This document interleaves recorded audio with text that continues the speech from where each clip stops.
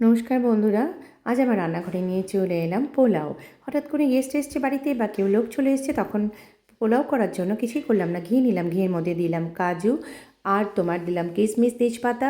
দেওয়ার পর করলাম নাড়াচাড়া, গোবিন্দভোগ চালগুলোকে দিয়ে আর দিয়েছিলাম ছোটো এলাচ।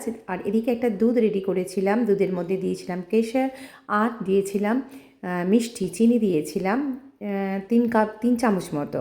দেওয়ার পর আর 2 কাপ চাল নিলে 4.5 কাপ নেবে দুধ আর জল।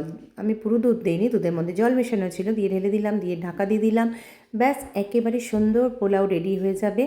আর পোলাওটা খেতে বেশ ঝরঝরে হয় আর খুব ভালো হয় খেতে, খুব বেশি মিষ্টিও হয় না। আর দেখবে চিকেনের সঙ্গে একটু বেশি মিষ্টি মিষ্টিটাও ভালো লাগে না আজকাল, সবাই আজকাল কম মিষ্টিটা একটু খায়।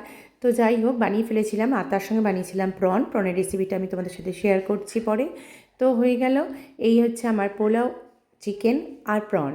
চিকেন বানানোর জন্য করেছিলাম কাল কিছু পেঁয়াজ নিয়েছিলাম, রসুন নিয়েছিলাম, কাজু নিয়েছিলাম আর কাসুরি মেথি নিয়েছিলাম আর অল্প একটু আদা নেওয়ার পর সেগুলো ঘিয়ের মধ্যে করেছিলাম নাড়াচাড়া করে একটা মিক্সিতে বেশ ভালো করে পেস্ট বানালাম।